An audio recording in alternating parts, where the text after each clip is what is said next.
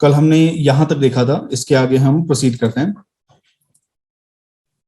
तो अभी तक हमने देखा बजट का ऑब्जेक्टिव क्या होता है, बजट प्रोसेस क्या होता है, बजट के डिफरेंट डिफरेंट कंसेप्ट हमने देखे, डेफिसिट को हमने देखा। अब हम समझते हैं कि कैपिटल एक्सपेंडिचर क्या है। इस बजट के बारे में कहा जाए कि दो तीन पॉजिटिव पॉइंट क्या है।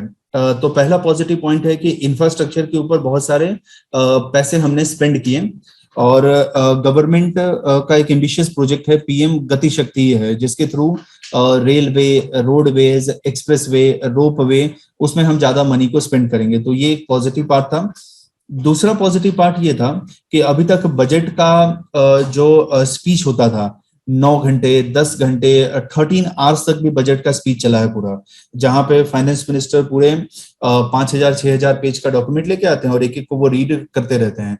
तो इस बार का बजट स्पीच काफी शॉर्ट था, काफी डायरेक्ट था, तो ये पॉजिटिव था, तो जिससे कि लेमैन को समझने में काफी इजी होगा। तो ये दो पॉजिटिव पार्ट अगर इस बार का बजट को देखो कि बहुत इजी वे में उन्होंने पूरे सिनारियो को एक्सप्लेन किया है। और नंबर 2, इंफ्रास्ट्रक्चर के ऊपर ज्यादा फोकस किया है।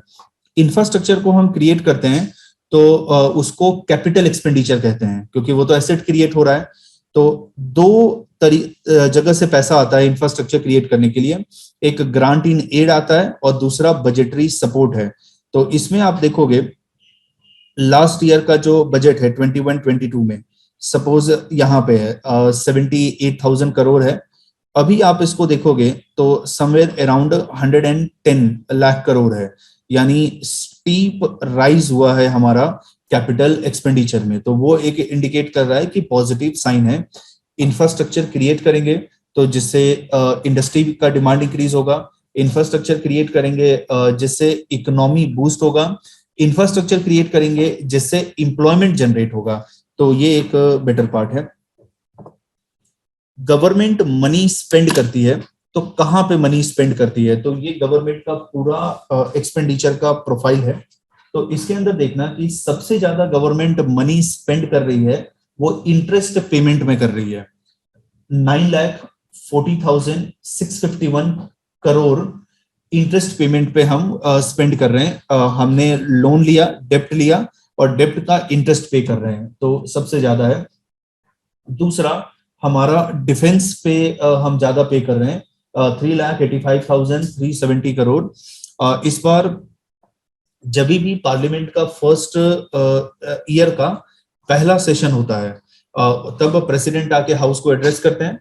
प्रेसिडेंट जब हाउस को एड्रेस करते हैं वो बताते हैं गवर्नमेंट ने लास्ट ईयर में अचीव क्या किया, गवर्नमेंट का आने वाले ईयर में विजन क्या है, और उसके बाद डिफरेंट पॉलिटिकल पार्टीज प्रेसिडेंट को वो थैंक्स बोलती है। तो ये पूरा एक मोशन ऑफ थैंक्स का चलता है, जहां पे different political party, different leader president पे मोशन ऑफ थैंक्स पे वो स्पीच देते हैं। वो कहते हैं कि प्रेसिडेंट ने जो बोला वो ठीक बोला, नहीं बोला, हम उसको सपोर्ट करते हैं, सपोर्ट नहीं करते हैं, प्रेसिडेंट को अपने स्पीच में अमेंड करना चाहिए। तो इस बार जब मोशन ऑफ थैंक्स का डिस्कशन स्टार्ट होता है तो कांग्रेस के लीडर राहुल गांधी वो स्पीच देते हैं। और इस बार दो तीन चीजों उन्होंने रेस किया, तो उसमें एक चीज उन्होंने रेस किया कि चाइना और पाकिस्तान जो है दे आर कमिंग क्लोजर। और इसका मैं एक एग्जांपल आपको बताता हूं। अभी विंटर ओलंपिक स्टार्ट होने वाला है। विंटर ओलंपिक में गलवान वैली का जो सोल्जर था जिस इंडिया और चाइना के बीच में स्कफल हुआ था, तो वो वहां का टॉर्च बियरर है चाइना में विंटर ओलंपिक का। तो इंडिया ने कहा कि हम पार्टिसिपेट नहीं करेंगे, और आपको अगर पता होगा तो इंडिया ने डिप्लोमेटिक बॉयकॉट किया है बीजिंग ओलंपिक का। पाकिस्तान के प्राइम मिनिस्टर इमरान खान अभी वो चाइना में है और बीजिंग ओलंपिक का जो इनॉग्रेशन होने वाला है तो उसमें वो गेस्ट की तरफ वो प्रेजेंट करेंगे। दूसरी तरफ आप इशू देखो कि लास्ट वीक हमने यूक्रेन का इशू डिस्कस किया था। यूक्रेन में अगर रशिया और वेस्ट के बीच में कोई स्टैंड ऑफ होता है तो चाइना उसके सपोर्ट में आएगा। तो हमारे पास सबसे पहले चैलेंज था ओनली पाकिस्तान, अब आ गया चाइना प्लस पाकिस्तान आ गया। अब अगर यूक्रेन वाला डिस्प्यूट एस्केलेट होता है तो रशिया भी इसमें एंटर होगा, तो then we will be into very serious trouble. और अगर ऐसा होता है तो हमारा डिफेंस एक्सपेंडिचर और ज्यादा इंक्रीज होगा, बिकॉज अभी हमें सिर्फ जो है वो वेस्टर्न फ्रंट पे प्रॉब्लम था, अब हमारे ईस्टर्न फ्रंट पे भी हमें प्रॉब्लम होगा, starting from JNK till Arunachal. तो डिफेंस बजट हमारा सेकेंड लार्जेस्ट बजट है, और एक डेवलपिंग कंट्री लाइक इंडिया ये सारे मनी को हमें एग्रीकल्चर में, एजुकेशन में, ये हेल्थ में, वहां पे हमें स्पेंड करना चाहिए। तो डिफेंस बजट 3,85,370 करोड़ है। थर्ड हमारा ट्रांसपोर्ट पे बजट है 3,51,851 करोड़। फोर्थ, स्टेट को हम ट्रांसफर करते हैं। तो स्टेट को कैसे ट्रांसफर करते हैं? सेंट्रल गवर्नमेंट टैक्स कलेक्ट करता है और कलेक्ट करने के बाद उसका प्रोसीड स्टेट को देता है। किस हिसाब से स्टेट को देता है? दो हिसाब से। एक जीएसटी लॉ के अंदर जो मेंशन है, फॉर एग्जांपल 9% टैक्स है अभी, इस टेबल के ऊपर से 9% टैक्स है, तो उसका 4.5 सेंटर के पास जाएगा, 4.5 स्टेट के पास जाएगा। और दूसरा, फाइनेंस कमीशन का रिकमेंडेशन होता है कि इतना ग्रांट, इतना टैक्स आपको स्टेट को देना है। तो ट्रांसफर टू स्टेट 3,34,339 करोड़। और फिफ्थ है वो सब्सिडी है। तीन सब्सिडी सबसे ज्यादा है। One is fertilizer, another is food and third is petroleum. तो इसमें 3,17,866 करोड़। तो ये हमारे टॉप 5 एक्सपेंडिचर है। Interest, defence, transport, transfer to state and subsidy. अब आप उस वहां पे एजुकेशन को देखो, जो साइज ऑफ ब्लॉक है वो हमें बता रहा है कि कितना हम स्पेंड करते हैं। तो अगर मैं ऐसा कहूं कि इंटरेस्ट का पेमेंट है, उसका 1/7 है हम एजुकेशन पे स्पेंड करते हैं, 1/7 से भी कम करते हैं। तो this is not good thing.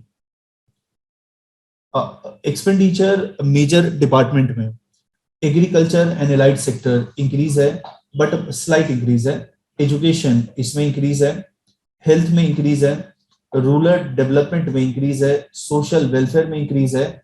सबसे ज्यादा इंक्रीज आप देखो ट्रांसपोर्ट में है। लास्ट बजट में इट वाज 2,33,083 करोड़ था। अब ये इंक्रीज होकर 3,51,851 करोड़ है। तो ये काफी स्टीप राइज है।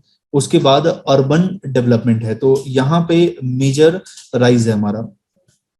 उसके बाद सेंट्रल गवर्नमेंट मनी एलोकेट करती है स्टेट गवर्नमेंट को कुछ स्कीम चलाने के लिए। तो अब आप इस स्कीम को देखोगे तो दो टाइप के स्कीम होते हैं।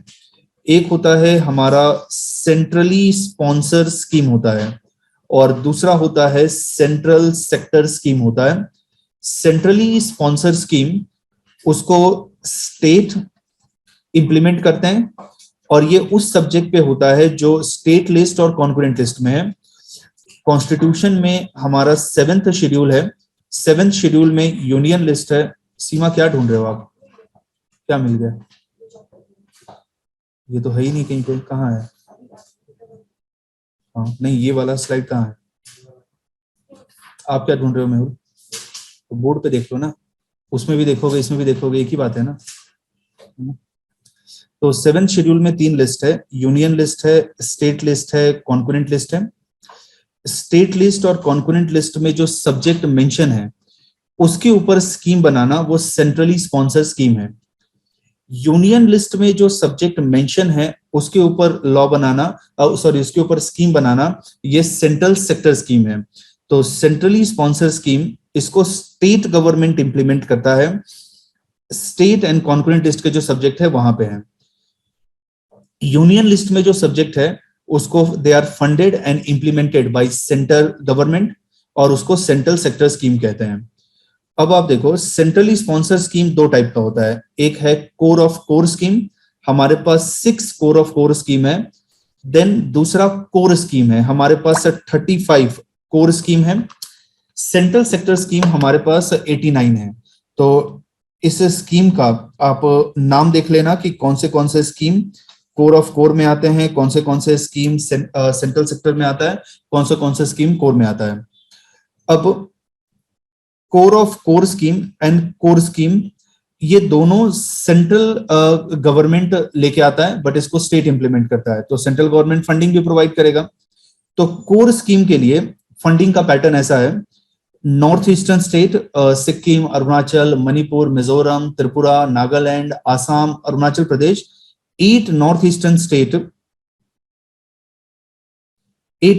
स्टेट और 2 Himalayan state, that is Himachal Pradesh and Uttarakhand. तो उसके लिए सेंट्रल गवर्नमेंट 90% मनी देगा, स्टेट गवर्नमेंट 10% मनी देगा, और इस स्कीम को वो हम चलाएंगे। तो this is a core scheme. उसके बाद अदर स्टेट के लिए, फॉर एग्जांपल गुजरात, महाराष्ट्र, मध्य प्रदेश, पंजाब, हरियाणा, तो उसके लिए 60-40 का रेशियो होता है। 60% money will be given by central government, 40% will be given by state government. Union territory without legislature, Andaman Nicobar island, Lakshadweep, Ladakh, तो इस दमन एंड दीव, दादरा नगर हवेली, उसमें सेंट्रल गवर्नमेंट 100% मनी देगा। Union territory with legislature, 3 UT है जिसमें लेजिस्लेचर है, जम्मू एंड कश्मीर, दिल्ली एंड पुडुचेरी, तो उसके लिए 80% central government and 20% state government. तो कोर स्कीम 35 स्कीम है, उसके लिए ये फंडिंग पैटर्न है हमारे पास। Himalayan state, north eastern state, दूसरे स्टेट के लिए UT without legislature and union territory with legislature. कौन से स्कीम हमारे पास कोर ऑफ कोर स्कीम है? तो core of core scheme centre government इसको फॉर्मुलेट करता है, सेंटर गवर्नमेंट ही इसको फंड करता है, स्टेट इसको इंप्लीमेंट करते हैं क्योंकि ये स्टेट लिस्ट में और कॉन्करेंट लिस्ट में है। This is 100% funded by central government. 6 core of core scheme है। पहला है नेशनल सोशल असिस्टेंस प्रोग्राम, जिसके अंदर widow pension, old age pension, ये सब उसके अंदर आता है। डिपार्टमेंट ऑफ रूरल डेवलपमेंट इसको इंप्लीमेंट करता है। उसके बाद Mahatma Gandhi national rural employment guarantee programme है, जिसके थ्रू कोई भी अनएम्प्लॉयड है, किसी को भी अनस्किल्ड वर्क करना है, वो गवर्नमेंट के पास जा सकता है एंड गवर्नमेंट उसको 100 डेज का पेड एम्प्लॉयमेंट प्रोवाइड करेगी अनस्किल्ड, सेमी स्किल्ड सेक्टर में। तो ये भी डिपार्टमेंट ऑफ रूरल डेवलपमेंट इसको इंप्लीमेंट करता है। Then umbrella scheme for development of schedule caste, schedule caste के डेवलपमेंट के लिए सोशल जस्टिस एंड एम्पावरमेंट है, मिनिस्ट्री है, उसके अंदर एक डिपार्टमेंट होता है department of social justice and empowerment. उसके अंदर एक और डिपार्टमेंट है department of disability. Department of social justice and empowerment इसको इंप्लीमेंट करता है। उसके बाद शेड्यूल ट्राइब के लिए मिनिस्ट्री ऑफ ट्राइबल अफेयर्स है। अम्ब्रेला स्कीम मींस इनके लिए डिफरेंट स्कीम चल रहा है। फॉर एग्जांपल शेड्यूल ट्राइब का मैं देखूं, उनके हेल्थ के लिए, उनके एजुकेशन के लिए, उनके लिए फॉरेस्ट राइट एक्ट होता है, उसके लिए उनके लिए फिर उनके कल्चर को प्रिजर्व करने का होता है, तो ये सब है शेड्यूल ट्राइब के लिए। उसके बाद umbrella scheme for development of minority. Minority 2 type के होते हैं, linguistic minority, religious minority. Here we are talking about religion basis पे जो माइनॉरिटी है उनके बारे में बात करते हैं। तो minority that is Muslim community, Christian community, Sikh community, Parsi community, Jain community and Buddhist community, minority के लिए। उसके बाद दूसरे वल्नरेबल सेक्शन है, फॉर एग्जांपल डिफरेंशियली एबल है, ट्रांसजेंडर है, चिल्ड्रन है, वुमेन है, ओल्ड एज है, एटसेट्रा। उन सब के लिए, दूसरे वल्नरेबल ग्रुप के लिए भी हम अम्ब्रेला स्कीम चलाते हैं। जितने भी स्कीम है सब इसके अंदर इंक्लूड हो जाएगा। तो 6 कोर ऑफ कोर स्कीम है। National social assistance programme, Mahatma Gandhi national rural employment guarantee programme, umbrella scheme for scheduled caste, scheduled tribe, minority and other vulnerable section। 6 core of core scheme है, 100% funded by center government, implemented by state government। अब इस बार के budget में economy का उन्होंने बताया था कि हमारे इकोनॉमी का कंडीशन क्या है। तो उन्होंने इन जस्ट समराइज में बताया था। तो अभी इकोनॉमी को देखोगे तो 8 to 8.5% प्रोजेक्टेड है हमारा इकोनॉमी ग्रो होगा। अभी मॉर्निंग में मैं ट्विटर पे देख रहा था, तो हमारे इंडिया के former economic adviser Kaushik Basu थे। तो कौशिक बसु ने उन्होंने एक ग्राफ शेयर किया था। उस ग्राफ में उन्होंने कहा कि हमारा economy growth rate consistently decrease हो रहा है। 2015-16 में ये 6% था, देन 5%, 4%, 2020-21 फाइनेंशियल ईयर में ये तो कम होके 7.3 हुआ। उससे पहले आप देखो 4% है। अब अगर पॉजिटिव ग्रोथ होता है तो then it will be good for our economy. तो जीडीपी ग्रोथ हमारा प्रोजेक्टेड है 8 to 8.5% इंक्रीज होने का।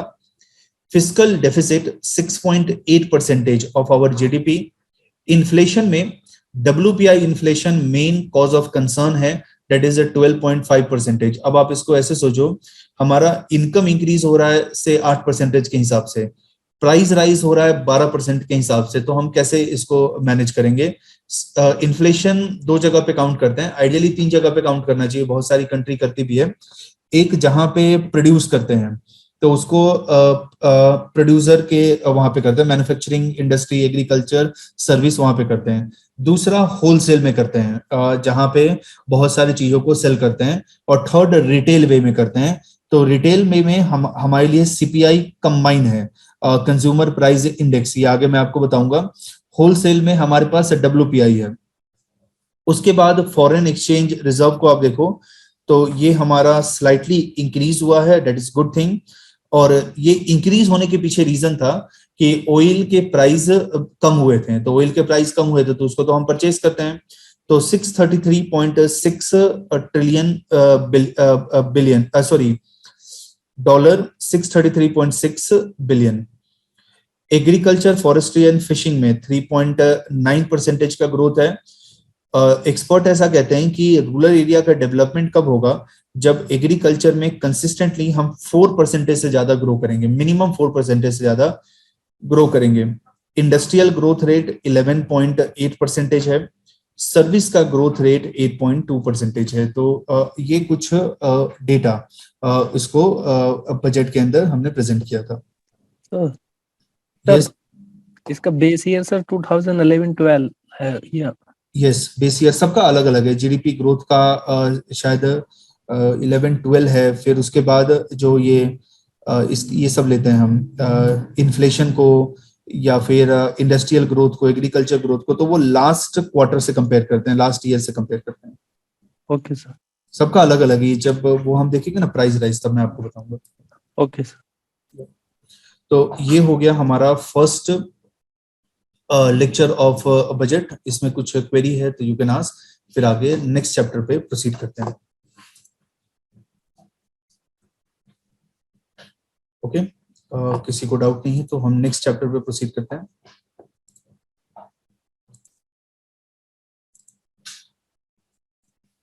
फर्स्ट चैप्टर में हमने देखा बजट रिलेटेड बेसिक चीजों को हमने देखा, budget related constitutional provision, budget का ऑब्जेक्टिव क्या होता है, बजट में क्या होना चाहिए।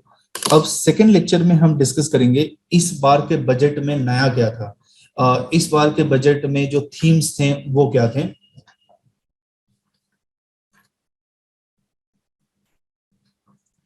तो इस बार के बजट को थीम देखो तो सबसे पहला अमृत काल, इसको फाइनेंस मिनिस्टर ने कहा कि अब हम अमृत काल में एंटर हो रहे हैं।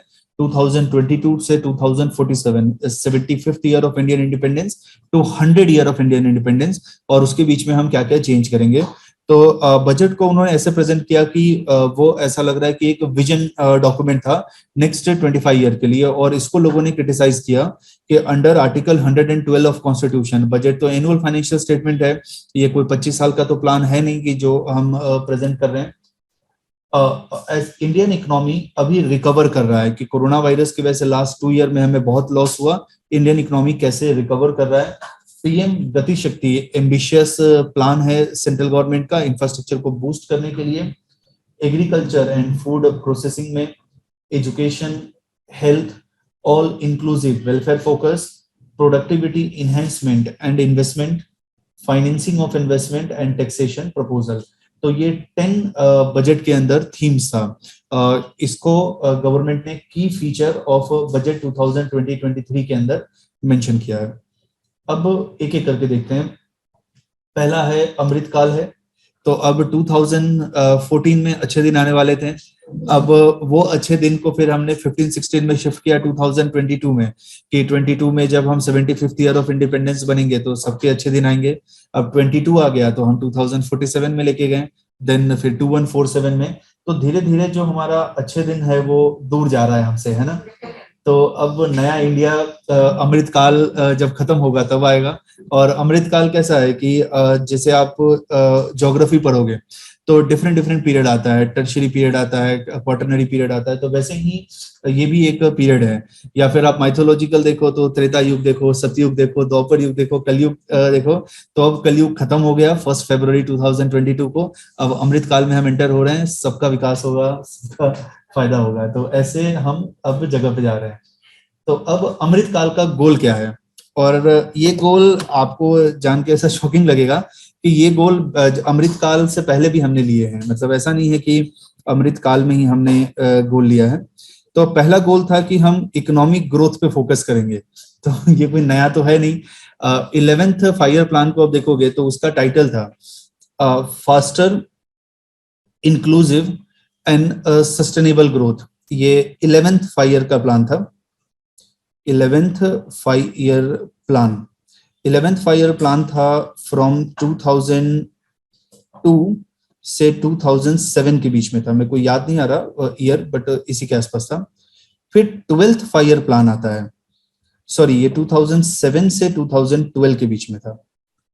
Then 12th five year plan आता है, that is from 2012 to 2017। Okay, अब इसको देखो। 11th फाइव ईयर प्लान का हमारा टैगलाइन था faster, inclusive and sustainable growth, ये उसका टाइटल था। अब 12th फाइव ईयर प्लान का आता है इसका tagline faster, inclusive and more sustainable growth, है ना। तो हमें लगा कि नहीं, अब थोड़ा ज्यादा हमें करना चाहिए, है ना। अब उसके 10 साल बाद फिर से ग्रोथ पे हम फोकस कर रहे हैं, इकोनॉमिक ग्रोथ पे। तो फर्स्ट है इसका गोल ऑफ अमृत काल है कि इकोनॉमिक ग्रोथ पे हम फोकस करेंगे।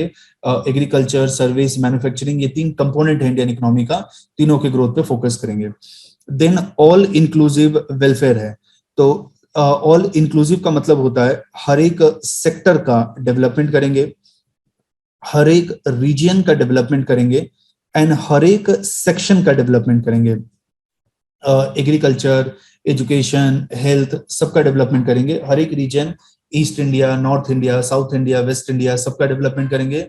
Rural area, urban area, backward district, सबका डेवलपमेंट करेंगे। और each section means differentially able, poor, upper caste, lower caste, across all the religion group, सबका डेवलपमेंट होगा। उसके बाद हम टेक्नोलॉजी को प्रमोट करेंगे डेवलपमेंट में, एनर्जी ट्रांजिशन में और क्लाइमेट एक्शन में। अगर आप क्लाइमेट चेंज के इफेक्ट को देखो तो अभी हम उसके इफेक्ट को फील कर रहे हैं, उसका इफेक्ट हमें दिख रहा है। तो टेक्नोलॉजिकल सॉल्यूशन हम लेके आएंगे जहां पे डेवलपमेंट के problem, energy transition from non renewable तो रिन्यूएबल में हम शिफ्ट करेंगे, और क्लाइमेट एक्शन हम लेके आएंगे। मीन्स क्लाइमेट एक्शन का मतलब है क्लाइमेट चेंज से अपने आप को प्रोटेक्शन प्रोवाइड करना। प्रोटेक्शन प्रोवाइड करने के लिए 3 हमारे पास स्ट्रेटेजी होता है। एक स्ट्रेटेजी होता है मिटिगेशन। मिटिगेशन मीन्स उस एक्शन को हम कम कर देंगे। दूसरा यहाँ पे स्ट्रेटजी होता है प्रिवेंशन, कि क्लाइमेट चेंज को तो होने ही नहीं देंगे। और थर्ड होता है एडाप्टेशन।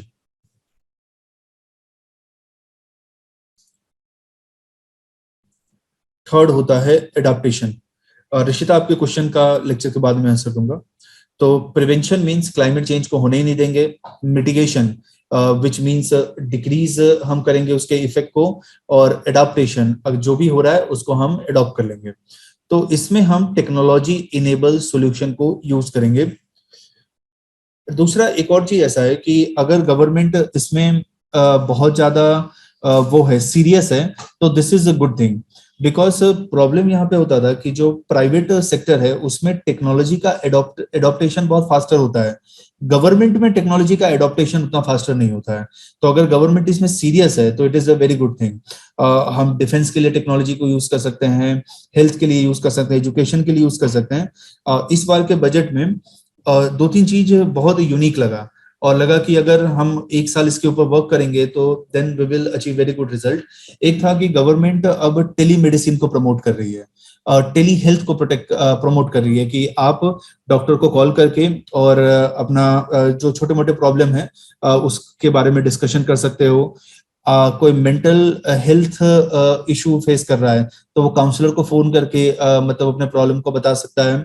एजुकेशन में डिफरेंट टीवी चैनल्स हम ओपन करेंगे अंडर पीएम ई विद्या स्कीम एक है, देन एजुकेशन के लिए हम टेक्नोलॉजी को यूज करेंगे कि जो फार फ्लंग एरिया में जहाँ पे टीचर नहीं जा सकते हैं वहां पे हम एजुकेशन को लेके जाएंगे। अगर गवर्नमेंट सीरियस है इसके बारे में और एक साल तक हम कंसिस्टेंटली वर्क करेंगे, we will achieve very good result. अगर टेक्नोलॉजी को गवर्नमेंट एडॉप्ट करती है। एक और बेस्ट था कि अब डिजिटल रुपी को हम रिलीज करेंगे, तो विच मीन्स अभी तक आरबीआई जो करेंसी था वो हमारा हार्ड कॉपी था, तो अगर मीन्स हार्ड फॉर्म में था, अगर इसको हम रिलीज करते हैं तो it is good thing. Then virtuous cycle private investment को हम प्रमोट करेंगे, which will be crowded by public capital investment. Private investment, public investment और दोनों मिलके हम इंफ्रास्ट्रक्चर को क्रिएट करेंगे। तो ये 3 गोल था अमृत काल का। अब इमीडिएट प्रायोरिटी क्या है, क्या अचीव करना है हमें? तो एक है पीएम गति शक्ति, ये आगे मैं आपको बताऊंगा। गवर्नमेंट का एम्बिशियस इंफ्रास्ट्रक्चर प्रोजेक्ट है जिसके अंदर 7 कंपोनेंट को हमने ऐड किया है। देन उसके बाद इंक्लूसिव डेवलपमेंट है। इंक्लूसिव डेवलपमेंट मीन्स हर एक सेक्शन, हर एक सेक्टर का डेवलपमेंट होना चाहिए। प्रोडक्टिविटी इनहेंसमेंट, इन्वेस्टमेंट हमें करना है। Sunrise opportunity, sunrise opportunity means वैसे सेक्टर जहां पे ग्रोथ पोटेंशियल है, जैसे फूड प्रोसेसिंग है, टूरिज्म है, फार्मास्यूटिकल है, आईटी है, जिसमें ग्रोथ पोटेंशियल है। इस बार के बजट में एग्रीकल्चर स्टार्टअप के लिए भी गवर्नमेंट ने एक फंड बनाया है कि जो एग्रीकल्चर प्रोडक्ट का स्टार्टअप करता है उसको फंड करने के लिए उन्होंने, गवर्नमेंट ने एक पूरा रिसोर्सेस जनरेट किया है। एनर्जी का ट्रांजिशन करेंगे क्लीन एनर्जी की तरफ। Climate action, financing of investment. तो ये सारे जो गवर्नमेंट के हैं प्रायोरिटीज है अमृत काल के। पीएम गति शक्ति, inclusive development, productivity enhancement, investment, sunrise opportunity, energy transition, climate action and financing of investment. अब नेक्स्ट, इंडियन इकोनॉमी ने लॉस बियर किया लास्ट ईयर में। 2020-21 फाइनेंशियल ईयर, 21-22 फाइनेंशियल ईयर, ये इंडिया के लिए भी और बहुत सारे कंट्री के लिए नाइटमेयर था। नाइटमेयर इसलिए था क्योंकि कोरोना वायरस अनप्रेसिडेंटेड था। अगर हम इसके लिए सिर्फ गवर्नमेंट को क्रिटिसाइज करते हैं तो ये भी वैलिड नहीं होगा, बिकॉज वर्ल्ड ओवर ये फिनोमिनन हमने देखा था।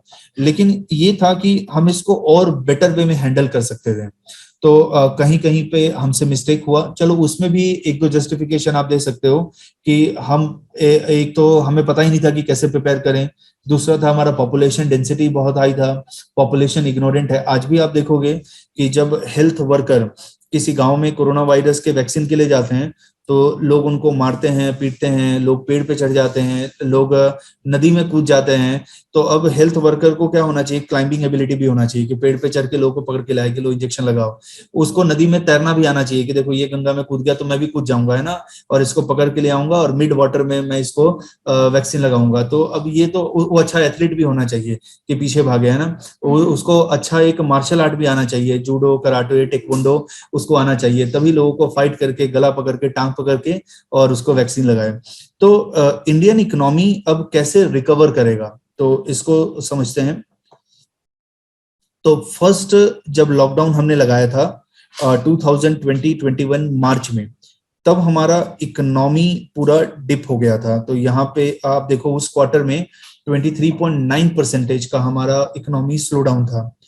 उसके बाद लास्ट ईयर 2020-21 में जब सेकेंड वेव आया अप्रैल मई में, अगेन हमारा इकोनॉमी डाउन हुआ। इस बार पॉजिटिव पार्ट ये था कि ओमिक्रॉन जो वेरिएंट है उसकी वजह से जनवरी में आप देखोगे तो केसेस बढ़ने लगे, लेकिन गवर्नमेंट ने इस बार मिनिमम से मिनिमम इकोनॉमिक रेस्ट्रिक्शन लगाया। तो जिससे ये था कि एक तो हर्ड इम्यूनिटी डेवलप हो गया लोगों के अंदर, और दूसरा इसका फायदा ये हुआ कि इकोनॉमिक लॉस कम हुआ। और इस बार के वेरिएंट में आप देखोगे तो इस बार उतना डेथ भी नहीं हुआ जितना फर्स्ट और सेकेंड वेव में होता। तो एक तो कोरोना वायरस का जो नेचर था वो भी रीजन था, और दूसरा नेचर ये था कि लोग भी काफी ज्यादा अवेयर थे और उन्होंने सेल्फ वे में अपने आप को प्रोटेक्ट करने का ट्राई किया। तो ये सेकेंड लॉकडाउन और फर्स्ट लॉकडाउन में देखो हमारा जीडीपी कंप्लीट नीचे गया था। अगर हम 2020-21 का इकोनॉमी देखेंगे तो हमारा इकोनॉमी 9.3% ये लॉस हुआ था हमारे जीडीपी को। इस बार का अभी फाइनेंशियल ईयर खत्म होगा तो हमें पता चलेगा कि क्या है। बट अगर हम प्री कोरोना से इसको अगर कंपेयर करेंगे इस बार के फाइनेंशियल ईयर में, तो प्री कोरोना अगर 100 था 2020-21 में हम 91 पे पहुंच गए, तो अभी एटमोस्ट हम 96 पे पहुंच सकते हैं एकदम बेस्ट केस सिनारियो में। और उसके बाद वाले फाइनेंशियल ईयर में हम कोरोना जो प्री कोरोना वायरस वाला ग्रोथ का पीरियड है उसको हम क्रॉस करेंगे। उसके बाद डेफिसिट को देखो तो 2020-21 में हमारा डेफिसिट 9.2% था, लेकिन अब हमारा डेफिसिट डिक्रीज हो रहा है, but fiscal deficit is still cause of concern, which is 6.4%. So we are spending 106.4 rupees, but हमारा इनकम है that is just 100 rupees का हमारा इनकम है। CPI WPI इन्फ्लेशन, तो WPI inflation is close to 12%, तो ये प्रॉब्लम है। CPI inflation आप कह सकते हो मैनेजेबल लिमिट है, 6% है। रिजर्व बैंक ऑफ इंडिया को हमने मैंडेट दिया है इन्फ्लेशन टारगेटिंग का, और उसके अंदर हमने रिजर्व बैंक ऑफ इंडिया को कहा है कि 4% प्लस और माइनस 2% हमारा इन्फ्लेशन का रेंज होना चाहिए।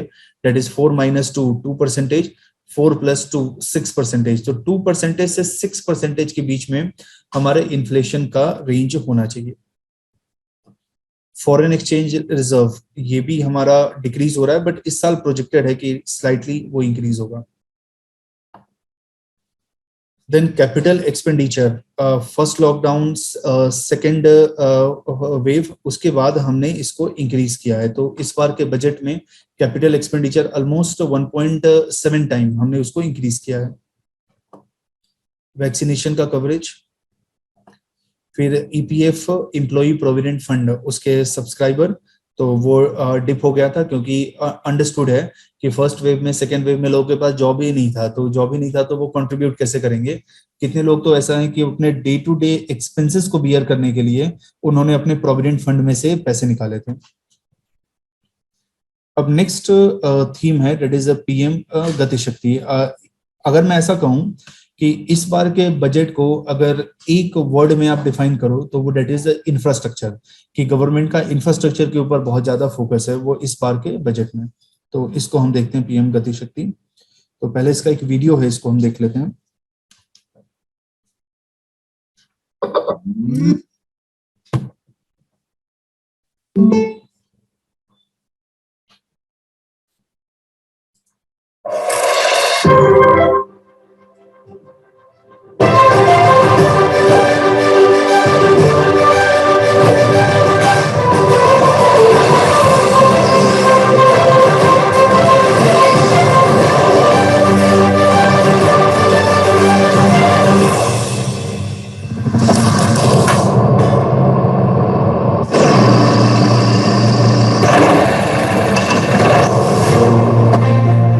बचपन से हर गली, हर सड़क, हर चौराहे, हर गांव या हर शहर में ये सूचना पट्टी देखते और पढ़ते आए हैं।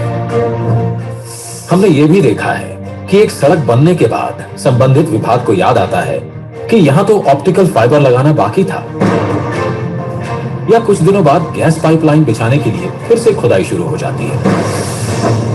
कहीं सड़क और रेल तो पहुंच जाती है, लेकिन इन दोनों को जोड़ने के लिए आवश्यक लास्ट माइल कनेक्टिविटी नहीं पहुंच पाती। इन सभी के पीछे सबसे बड़ा कारण है कि अलग अलग विभाग अलग अलग काम करते रहते हैं, और इन सब का परिणाम प्रोजेक्ट के पूरा होने में देरी, लागत में वृद्धि और आम जनता को परेशानी। ऐसा भी देखा गया है कि एक प्रोजेक्ट तो पूरा हो गया, लेकिन दूसरे प्रोजेक्ट के साथ कोऑर्डिनेशन के अभाव से जनसामान्य को उसका पूरा लाभ नहीं मिल पाता है। आइए इसे एक उदाहरण द्वारा समझते हैं। एक फर्टिलाइजर प्लांट तो स्थापित हुआ, लेकिन उस तक गैस पाइपलाइन की व्यवस्था नहीं की गई।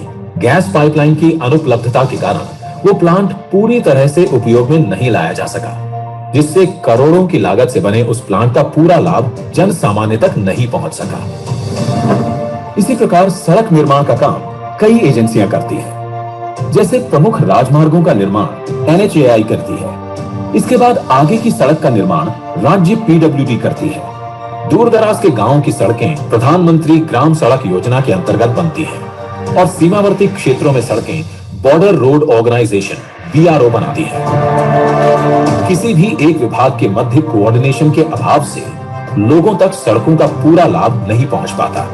सरकार ने देखा कि इंटर डिपार्टमेंटल कोऑर्डिनेशन के अभाव से प्रोजेक्ट कंप्लीशन में बहुत विलंब होता आया है। सरकार के अलग अलग विभागों ने अपने सिस्टम को किया फास्ट ट्रैक।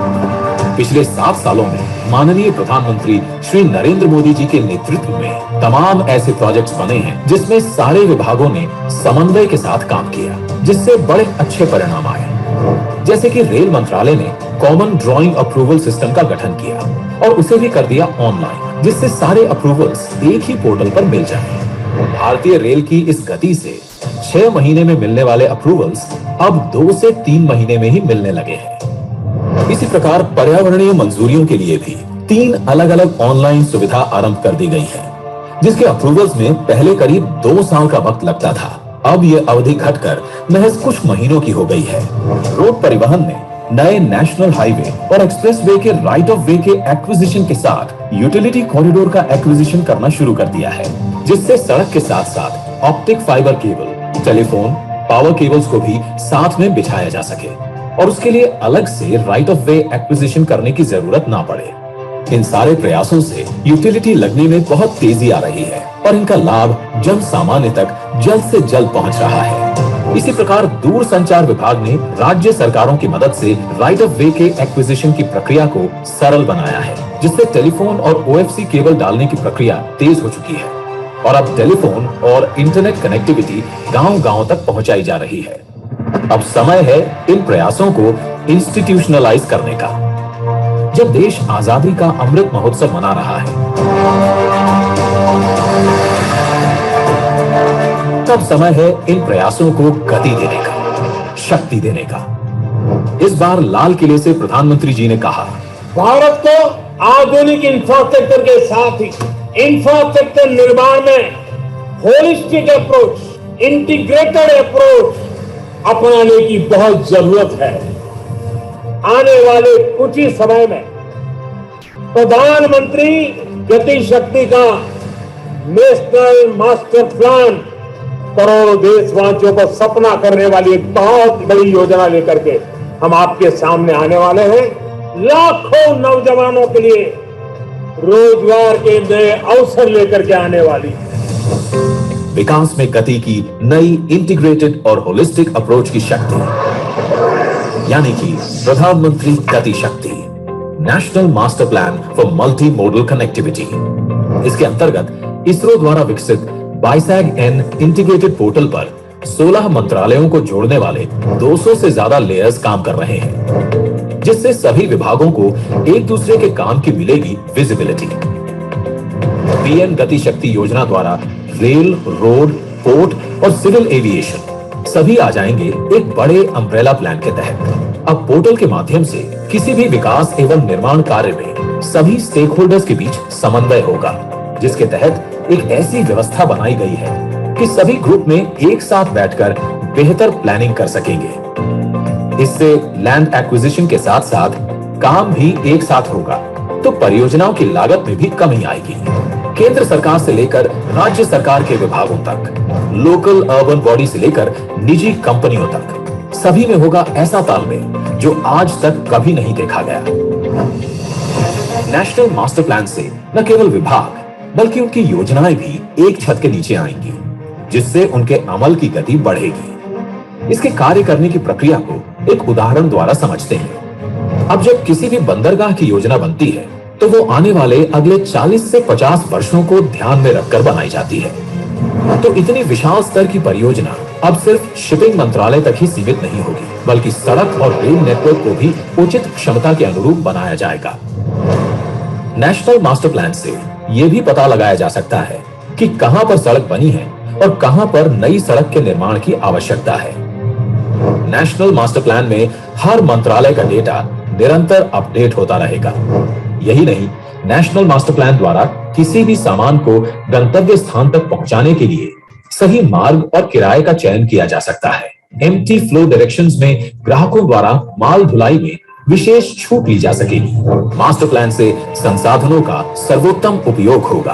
तभी तो पश्चिम भारत के प्लांट से आई खाद उत्तरी क्षेत्रों के खेतों को लहलहाएगी और किसानों में खुशहाली लाएगी। साथ ही नेशनल मास्टर प्लान निवेशकों को बताएगा कि जहां पर वे अपना निवेश करने वाले हैं वहां सड़क और रेल की उपलब्धता कैसी है, इंडस्ट्रियल एरियाज और आसपास का एनवायरनमेंट कैसा है। इससे बिजनेस और रोजगार के अवसर बढ़ेंगे। अब देश में गति की परिभाषा केवल यातायात ही नहीं, यहाँ शामिल है गति निर्णय की, गति सरकारी कार्यों की। इस प्लान को गति मिलते ही भारत में ऐसा इंफ्रास्ट्रक्चर आकार लेगा जिससे रेल से रोड पूरक हो, रोड से सी पोर्ट पूरक हो, सी पोर्ट से पोर्ट पूरक हो, ताकि रोड, रेल, बिजली, optic fibre cable, gas pipeline जैसी सुविधाओं से देश का कोई कोना वंचित ना रहे। तभी तो प्रगति में आएगी तेज गति। इंटीग्रेटेड मोबिलिटी द्वारा लोकल उत्पादों की बड़े बाजारों तक पहुंच बनेगी आसान।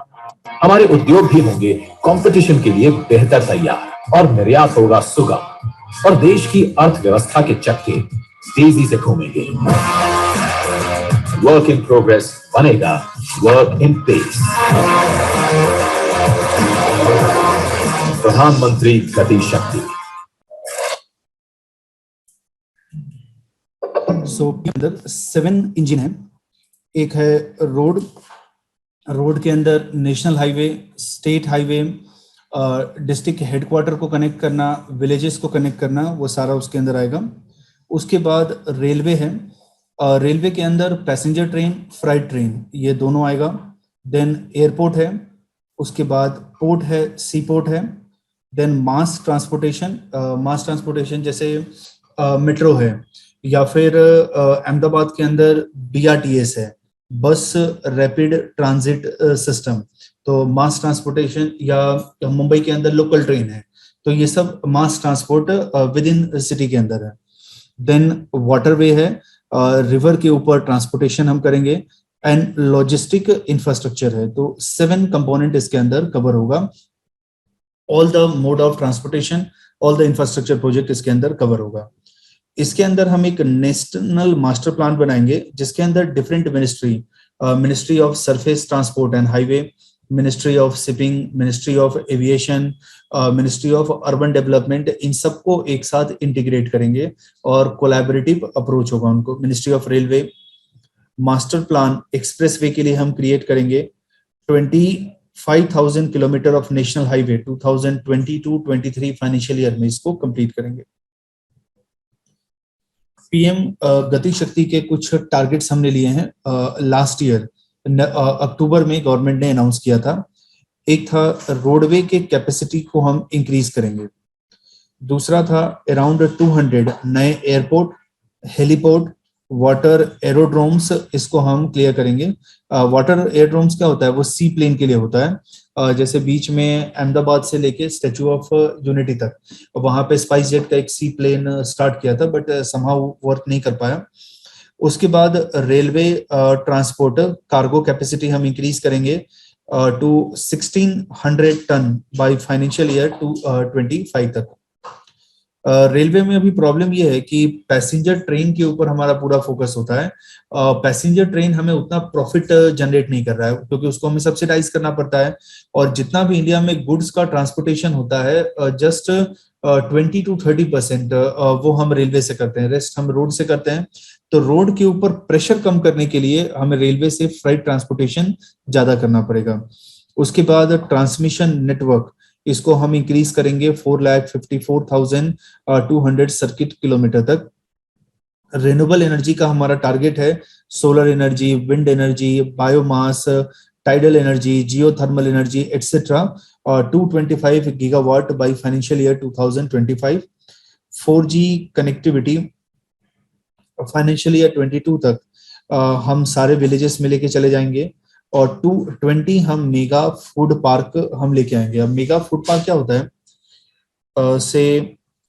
मेगा फूड पार्क के अंदर फार्मर्स आके अपने प्रोडक्ट को सेल कर पाएंगे। वहां पे फूड प्रोसेसर भी होंगे, वहां पे मार्केटर्स भी होंगे, वहां पे क्वालिटी एश्योरेंस वाला भी होगा, वहां पे रिसर्च एंड डेवलपमेंट वाला भी होगा, वहां पे पैकेजिंग वाला भी होगा। तो ये सब एक जगह पे है, उसको मेगा फूड पार्क कहते हैं। तो आप ऐसा कह सकते हो कि मेगा फूड पार्क क्या है, जैसे इंडस्ट्रियल मैन्युफैक्चरिंग के लिए हमारे पास SEZ होता है, स्पेशल इकोनॉमिक जोन, कि वहां पे हम गुड्स को प्रोड्यूस करेंगे और प्रोड्यूस करने के बाद दूसरे कंट्री को इंडिया में हम सेल करेंगे। वैसे ही मेगा फूड पार्क वो SEZ है एग्रीकल्चर प्रोडक्ट के लिए। सेम एप्पल के फार्मर्स है, वो अपने एप्पल लेके मेगा फूड पार्क में आएंगे। मेगा फूड पार्क में एप्पल के डिफरेंट वेरिएंट को, डिफरेंट उसके स्पीसीज को, उसको ग्रो करने का प्रोविजन भी होगा। उसके बाद वो फूड प्रोसेसर को सेल करेंगे, वो उसमें से एप्पल जूस बनाएंगे, देन उसको मार्केट करेंगे, क्वालिटी एश्योरेंस करेंगे, पैकेजिंग करेंगे।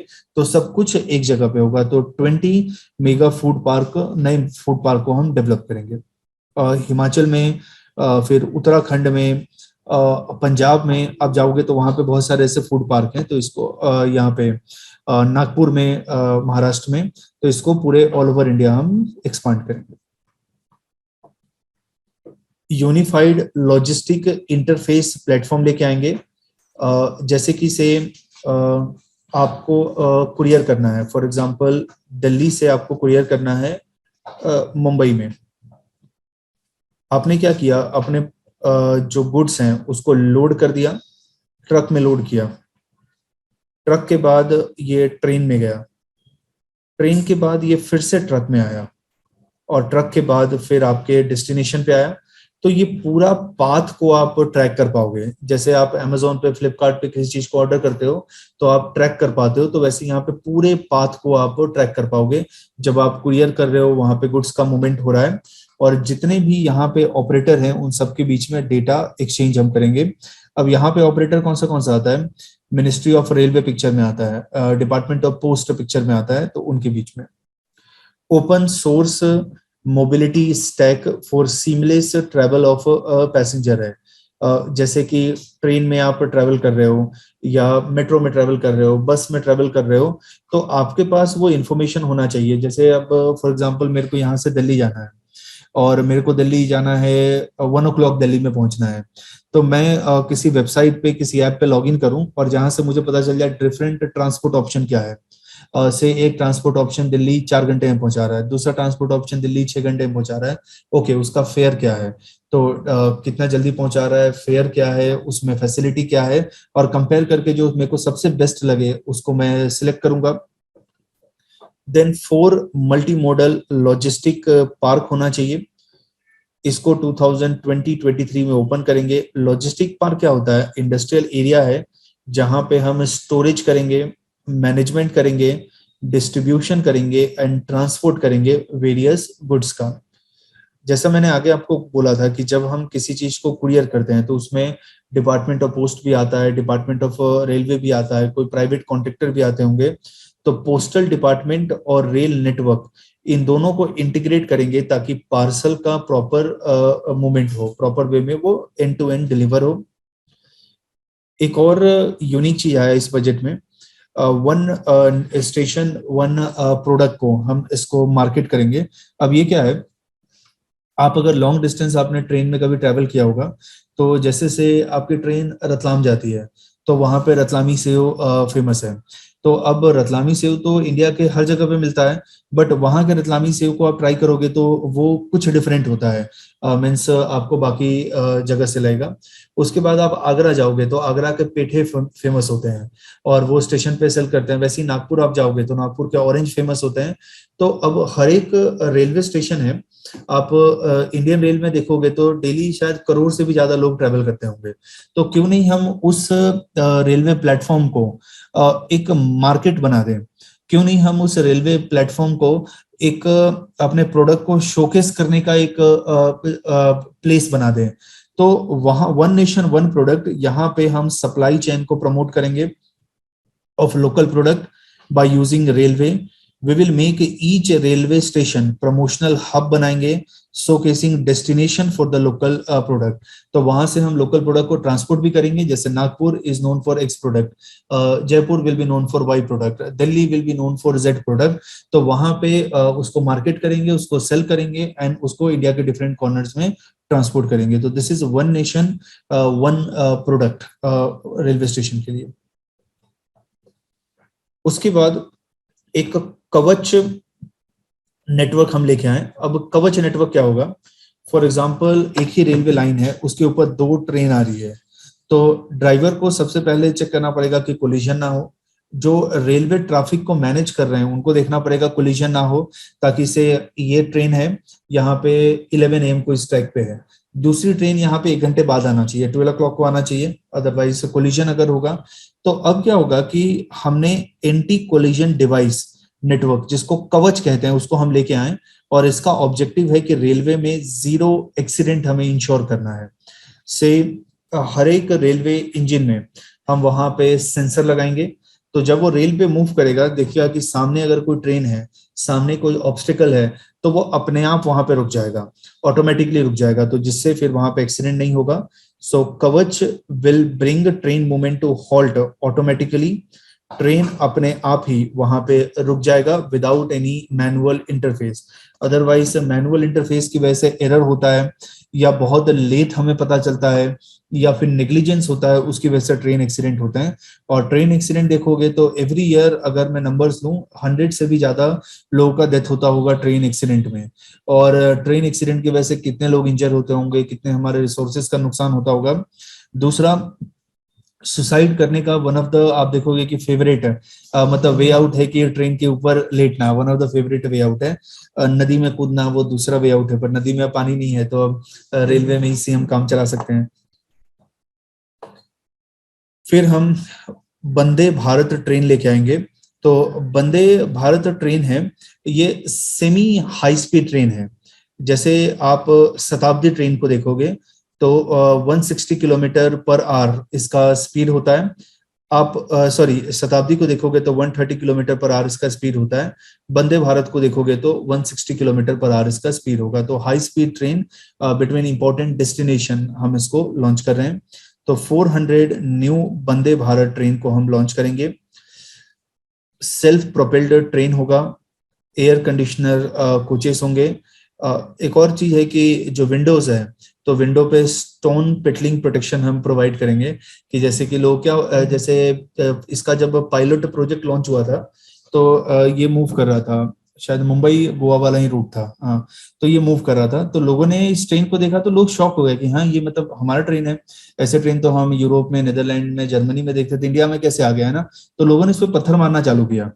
जो वहां पे ट्रेन में बैठे थे तो उन्होंने देखा कि उनके सीट के सामने एलईडी स्क्रीन है, जहां पे जो उनको टीवी में देखना है वो देख सकते हैं, गाने सुनने चाहें हेडफोन लगा के, हेडफोन भी रेलवे ने प्रोवाइड किया था, आप सुन सकते हैं। टिश्यू पेपर वहां पे था, उनको फूड मिल रहा था। जो आप फ्लाइट में जाते हो तो वैसे जैसे एयर होस्टेस होती है तो वैसे ट्रेन में थी। तो लोगों को लगा कि यार ये मतलब कैसा है, मतलब ये इंडिया ट्रेन में कैसे हो सकता है ना, क्योंकि इंडियन ट्रेन में जब तक फूड में कॉकरोच ना आए तब तक मतलब चलेगा नहीं, मजा नहीं आता है ना। तो लोगों ने क्या किया कि जगह जगह पे वो जो मतलब रेल होस्टेस ने उनके साथ मिसबिहेव करना चालू किया। उन्होंने एलईडी स्क्रीन को निकाल के ले गए हैं ना, कि जब हम राजधानी में कंबल पिलो कवर को नहीं छोड़ते हैं तो एलईडी स्क्रीन टॉयलेट के जो मग को नहीं छोड़ता है, तो वो ये कैसे छोड़ेगा, है ना। फिर उसके बाद ईयरफोन को हम लेके चले गए और जो चीज हम निकाल पाए वो हमने निकाल लिया, जो नहीं निकाल पाए वो तोड़ दिया हमने, है ना। तो बाहर से भी लोगों ने पत्थर मार के ट्रेन को तोड़ा, अंदर से भी लोगों ने ट्रेन को नुकसान पहुंचाया। तो फिर गवर्नमेंट 6-7 महीने 1 साल तक मतलब उनको समझ में नहीं आया क्या करें। फिर अभी हमने सोचा कि चलो हम कुछ और प्रोटेक्शन के साथ कर सकते हैं। तो स्टोन पेटलिंग प्रोटेक्शन हम प्रोवाइड करेंगे विंडोज पे, और सीसीटीवी सर्विलेंस प्रोवाइड करेंगे इनसाइड के लिए। जीपीएस बेस्ड इंफॉर्मेशन होगा, वाईफाई सिस्टम होगा। तो means high and train facility हम अलाउ कर रहे हैं। तो ये वंदे भारत ट्रेन है बिटवीन इंपॉर्टेंट डेस्टिनेशन, जैसे दिल्ली लखनऊ, दिल्ली वाराणसी, या बॉम्बे गोवा, या बॉम्बे दिल्ली, उसके बीच में हम प्रोवाइड करेंगे। मल्टी मॉडल कनेक्टिविटी हम प्रोवाइड करेंगे बिटवीन अर्बन ट्रांसपोर्ट। अब इसका मैं एग्जांपल आपको बताता हूँ। न्यू दिल्ली रेलवे स्टेशन से जैसे ही आप बाहर निकलोगे मेट्रो स्टेशन आ जाएगा। दिल्ली एयरपोर्ट से जैसे ही आप बाहर निकलोगे आपको बाहर निकलने की जरूरत नहीं, अंदर अंदर आप मेट्रो स्टेशन पे पहुंच जाओगे। या ओला उबर भी आपको करना है तो उसके जस्ट विसिनिटी में है। तो जो पब्लिक ट्रांसपोर्ट नेटवर्क है या फिर जो प्राइवेट ट्रांसपोर्ट नेटवर्क है जिसको हम यूज करते हैं, तो वो सब railway station, airport, bus station इसके बहुत क्लोज होना चाहिए, उसके साथ इंटीग्रेटेड होना चाहिए। इसका फायदा ये होगा कि टाइम भी बचेगा, उसका दूसरा फायदा होगा कि एफर्ट सेफ्टी भी होगा, और उसका तीसरा फायदा होगा कि वो एफिशिएंसी इंक्रीज होगा हमारा। उसके बाद नेशनल रोपवे डेवलपमेंट प्लान हम लेके आएंगे। जैसे आप वैष्णो देवी जाते हो या फिर आप गिरनार जाते हो, तो वहां पे जो रोपवे हैं उसको हम प्रॉपर वे में डेवलप करेंगे। तो इसको नॉर्थ ईस्ट में जो हिली रीजन है वहां पे बेनिफिट होगा, उत्तराखंड में, हिमाचल प्रदेश में, कश्मीर में, जहाँ पे रिलीजियस प्लेसेस हैं, हिली रीजन है और जहाँ पे फुटफॉल ज्यादा होता है वहां पे हेल्प मिलेगा। इंफ्रास्ट्रक्चर प्रोजेक्ट का कैपेसिटी बिल्डिंग करेंगे, विच मीन्स जैसे अभी 1 लेन है तो 1 लेन को हम 3 लेन में करेंगे, 4 लेन है उसको 8 लेन में करेंगे। इसका कैपेसिटी बिल्डिंग करेंगे ताकि ज्यादा व्हीकल वहां पे आ पाए। नेक्स्ट है एग्रीकल्चर और फूड प्रोसेसिंग। इसमें हम क्या करेंगे, तो एग्रीकल्चर के अंदर गवर्नमेंट ने कहा कि हम केमिकल फ्री नेचुरल फार्मिंग को प्रमोट करेंगे, जिससे गंगा रिवर के पास में जो फार्मर्स रह रहे हैं उनको नुकसान ना हो। एग्रीकल्चर में जो हम केमिकल यूज करते हैं उससे रिवर को 2-3 तरीके से नुकसान होता है। पहला नुकसान होता है कि वाटर बॉडी का यूट्रोफिकेशन होता है। तो यूट्रोफिकेशन मीन्स उसमें आल्गे का लेयर पूरा इंक्रीज हो गया। यूट्रोफिकेशन मीन्स उसमें ऑक्सीजन कंटेंट कम हो गया, और जिससे वहां पे एक्वेटिक एनिमल्स होते हैं उनको नुकसान होता है। दूसरा एक प्रॉब्लम है इंडियन एग्रीकल्चर में।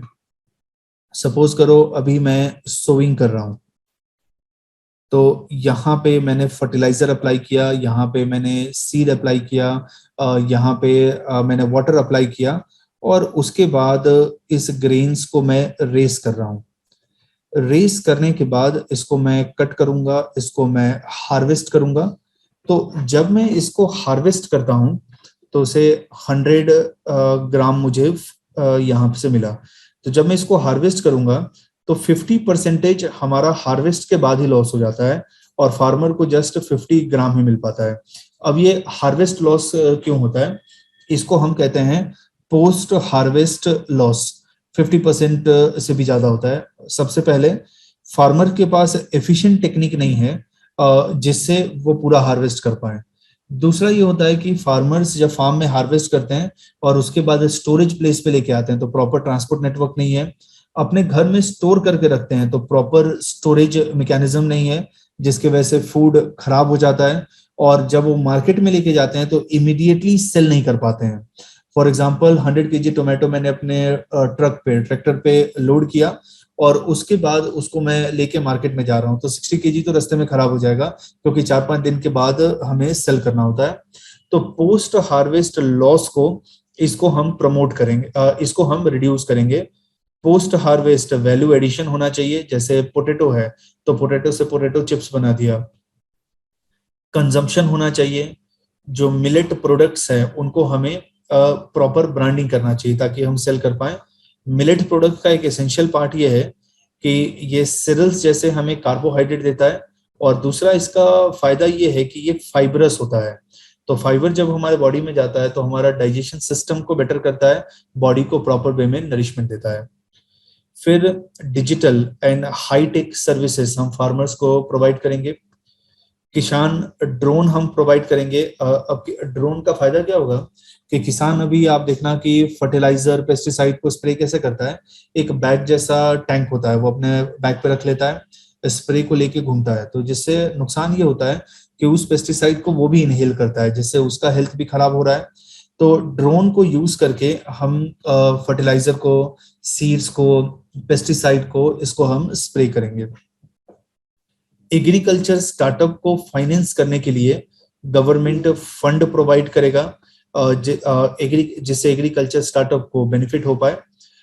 एक और प्रॉब्लम है एग्रीकल्चर में हम एग्रीकल्चर के अंदर जो एंटरप्रेन्योरशिप है उसको हम प्रमोट नहीं करते हैं। तो आज भी जो फार्मर्स हैं इंडिया में समवेयर अराउंड 80% ऑफ फार्मर्स को आप देखोगे तो वो सस्टेनेंस के लिए फार्मिंग करते हैं, यानी जितना वो ग्रो करते हैं वो अपने लिए ही ग्रो करते हैं, वो कमर्शियल वे में फार्मिंग तो करते नहीं है, जबकि इसका पोटेंशियल है। एक मेजर रीजन है कि हमारे जो फार्मर्स है उसमें स्मॉल लैंड होल्डिंग बहुत ज्यादा है, बट उसमें भी आप कमर्शियल वे में फार्मिंग कर सकते हो अगर प्रॉपर वे में आप लैंड पूलिंग करो, प्रॉपर वे में स्ट्रेटेजाइज करो तो कर सकते हैं। उसके बाद रिवर इंटरलिंकिंग गवर्नमेंट का एक एम्बिशियस प्रोजेक्ट है। रिवर इंटरलिंकिंग में हम क्या करते हैं, जब रेनी सीजन होता है तो फ्लड आ जाता है रिवर में, जब समर सीजन होता है तो ड्राउट आ जाता है रिवर में, तो रिवर में सरप्लस वाटर भी ना हो, रिवर में डेफिसिट वाटर भी ना हो, जिससे फ्लड वाला सिचुएशन, जिससे ड्राउट वाला सिचुएशन प्रिवेल करे। तो इसके लिए हम डिफरेंट रिवर्स को एक साथ कनेक्ट कर देते हैं, कैनाल नेटवर्क के थ्रू हम कनेक्ट कर देते हैं, तो उसको हम रिवर इंटरलिंकिंग प्रोजेक्ट कहते हैं। तो वैसा ही एक प्रोजेक्ट है Ken Betwa river interlink project in Bundelkhand region. Bundelkhand region Bundelkhand plateau में आता है। अगर इंडिया का फिजिकल ज्योग्राफी देखो तो, पॉलिटिकल ज्योग्राफी देखो तो ये 13 डिस्ट्रिक्ट को कवर करता है, which lies in Uttar Pradesh, which lies in Madhya Pradesh. तो पार्शियल उत्तर प्रदेश, पार्शियल मध्य प्रदेश वहां पे लाई करेगा। 5 और रिवर इंटरलिंकिंग के प्रोजेक्ट को हम लेके आएंगे। केन बेटवा रिवर इंटरलिंक प्रोजेक्ट क्या है, तो under national perspective plan for interlinking of river, ये केन रिवर के वाटर को बेटवा रिवर में ट्रांसफर करेगा। ये दोनों यमुना रिवर के ट्रिब्यूटरीज हैं। 221 किलोमीटर लॉन्ग कैनाल होगा, 2 किलोमीटर का टनल होगा।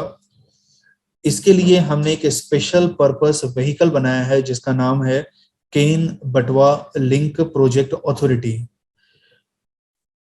रिवर इंटरलिंकिंग के लिए हमने एक अथॉरिटी बनाया है, ऑर्गेनाइजेशन बनाया है जिसका नाम है national interlinking of river authority, NIRA. NIRA एक इंडिपेंडेंट ऑटोनोमस बॉडी होगा जो प्लान करेगा कौन से रिवर को इंटरलिंक करना है, कैसे करना है, इन्वेस्टिगेट करेगा, फाइनेंस करेगा, उसको इम्प्लीमेंट करेगा इंटरलिंकिंग ऑफ रिवर को। नीरा will have power to set up a special purpose vehicle for interlinking of project। तो जैसे केन बटवा लिंक के लिए KBLPA को सेटअप किया है, तो वैसे ही फॉर एग्जांपल कावेरी रिवर के लिए, कृष्णा गोदावरी रिवर के लिए भी हम सेटअप कर सकते हैं। तो this is river interlinking project. Ken Betwa link project कहाँ पे है, तो ये बुंदेलखंड रीजन में लाई कर रहा है। इंडिया में 3-4 रीजन है जहाँ पे हर साल ड्राउट आता है। One is Saurashtra region in Gujarat, Marathwada region in Maharashtra, Telangana plateau region in Telangana state, and Bundelkhand region in UP Madhya Pradesh, जहाँ पे रेनफॉल कम होता है, वहाँ पे पेरिनियल रिवर भी नहीं है और उसकी वजह से वहाँ पे ड्राउट आता है। पेरिनियल ड्राउट है, हर साल ड्राउट आता है, तो उसको ड्राउट प्रोन रीजन कहते हैं। तो बुंदेलखंड रीजन में ये प्रोजेक्ट लाई करेगा in 13 district of state of Uttar Pradesh and state of Madhya Pradesh. Uttar Pradesh के 9 डिस्ट्रिक्ट हैं और 4 डिस्ट्रिक्ट है उत्तर प्रदेश के और 9 डिस्ट्रिक्ट है मध्य प्रदेश।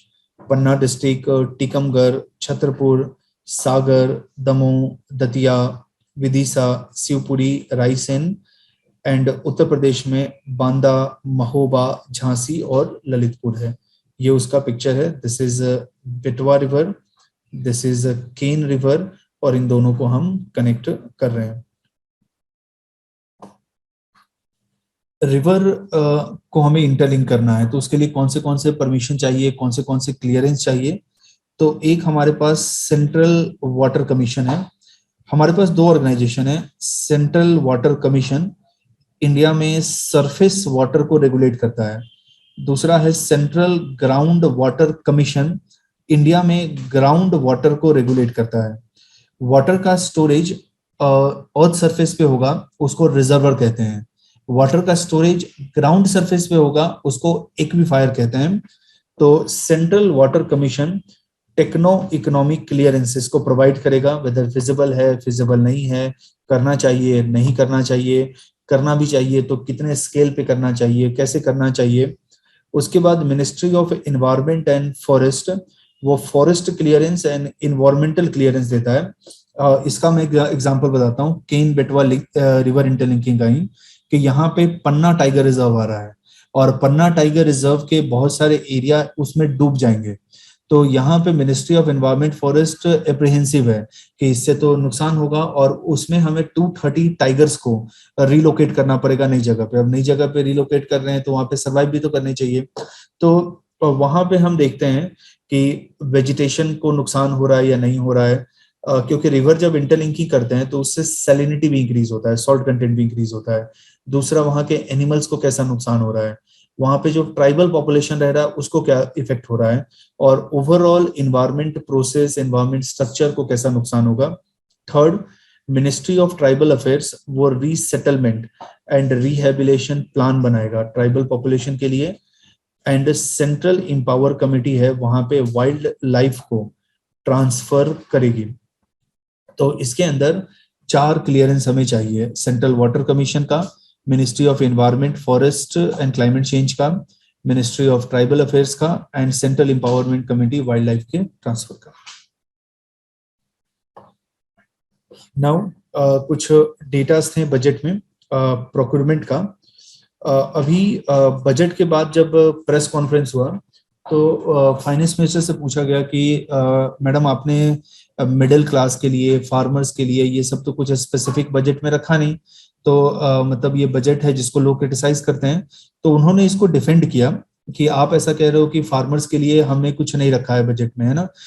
लेकिन लास्ट ईयर हमारा राइस और व्हीट का रिकॉर्ड प्रोक्योरमेंट गवर्नमेंट ने एमएसपी पे किया है, तो क्या वो फार्मर्स को बेनिफिट नहीं देगा। किसान ड्रोन लेके आए तो क्या वो फार्मर्स को बेनिफिट नहीं देगा। क्या रिवर इंटरलिंकिंग कर रहे हैं तो वो फार्मर्स को बेनिफिट नहीं करेगा, ऐसा उन्होंने जस्टिफाई किया अपने आप को। अब हमें देखना है कि इन सब का इफेक्ट क्या हो रहा है, मतलब नेक्स्ट ईयर जब हम एसेस करेंगे तो क्या होगा, बट ऐसा उन्होंने डिफेंड किया। तो अभी आप देखोगे कि गवर्नमेंट ने रिकॉर्ड फूड ग्रेन्स को प्रोक्योर किया लास्ट फाइनेंशियल ईयर में, और दूसरा गवर्नमेंट ने फूड ग्रेन को डिस्ट्रीब्यूट भी किया अंडर प्राइम मिनिस्टर गरीब अन्न कल्याण योजना। उसके थ्रू इंडिया के 82 करोड़ पीपल को उसको हमने फूड ग्रेन्स हमने डिस्ट्रीब्यूट किया ड्यूरिंग पैंडेमिक। तो ये एग्रीकल्चर मिनिस्ट्री कहता है कि ये हमारा एक यू कैन से अचीवमेंट है जो लास्ट ईयर हमने वर्क किया। एग्रीकल्चर का ग्रोथ 2016, 17, 18 ये हमारे लिए एक ड्रीम पीरियड था इंडियन एग्रीकल्चर का, लेकिन उसके बाद हमारा ग्रोथ रेट डिक्रीज हो रहा है, तो अब 3.9 पे है। बट इंडिया कंट्री जिस स्केल पे है, एग्रीकल्चर का ग्रोथ अगर 4% के बियॉन्ड होगा तो हमारे पास फूड सिक्योरिटी को हम मेंटेन करेंगे, सफिशिएंट फूड होगा हमारे पास। अगर एग्रीकल्चर का ग्रोथ 4% से ज्यादा होगा तो हम फूड इन्फ्लेशन को कंट्रोल कर पाएंगे, और जब 4% से ज्यादा होगा तो हम फार्मर्स के इनकम को भी इंक्रीज कर पाएंगे। तो इसके लिए 4% या उससे ज्यादा ग्रोथ होना चाहिए एग्रीकल्चर का। तो आज हम इतना ही रखते हैं। कल यहाँ से हम स्टार्ट करेंगे थीम 5 से। तो कल के लेक्चर का टाइमिंग मैं शेड्यूल जब अपलोड करूंगा तो उसमें अपडेट कर दूंगा। ओके, तो कुछ डाउट है देन आप पूछ सकते हैं। ओके, ऑनलाइन किसी को डाउट है you can ask. Sir yes, budget से नहीं सर, उससे था रिन्यूएबल एनर्जी सर्टिफिकेट जो होता है सर। हाँ सर उससे क्या होता है, मतलब रिन्यूएबल एनर्जी सर्टिफिकेट है, जैसे सपोज करो कि अभी मेरा एक कंपनी है और कंपनी के अंदर मैं 4 किलोवाट आवर को यूनिट कहा जाता है, तो 4 यूनिट ऑफ इलेक्ट्रिसिटी को मैं यूज कर रहा हूँ। अब मैं क्या करूंगा, कंपनी के कैंपस में मैं सोलर प्लांट को लगा दूंगा और उस केस में 2 यूनिट ऑफ इलेक्ट्रिसिटी मैं सोलर पावर से, विंड पावर से जनरेट कर रहा हूँ। तो फिर मैं ऐसा क्लेम कर पाऊंगा कि देखो मेरा कंपनी का जो ऑपरेशन है वो रिन्यूएबल एनर्जी पे हम वर्क कर रहे हैं, तो गवर्नमेंट को कुछ कंसेशन देना चाहिए। उसके बाद गवर्नमेंट मुझे क्या करेगी, रिन्यूएबल एनर्जी ऐसे सर्टिफिकेट देगी और उसको फिर मैं क्या कर सकता हूँ, मार्केट में सेल कर सकता हूँ। तो ये जो REC है वो पैट मैकेनिज्म के अंदर आता है, परफॉर्म, अचीव और ट्रेड, उस मैकेनिज्म के अंदर आता है। Okay sir, thank you. कुछ और डाउट किसी को? ठीक है, तो हम कंक्लूड करते हैं सेशन को। कल के लेक्चर का टाइमिंग मैं ग्रुप में अपडेट कर दूंगा, और जो लोग ग्रुप में नहीं है आप रिसेप्शन से कोऑर्डिनेट कर लेना। Okay, thank you and good day. Thank you sir. Thank you, sir.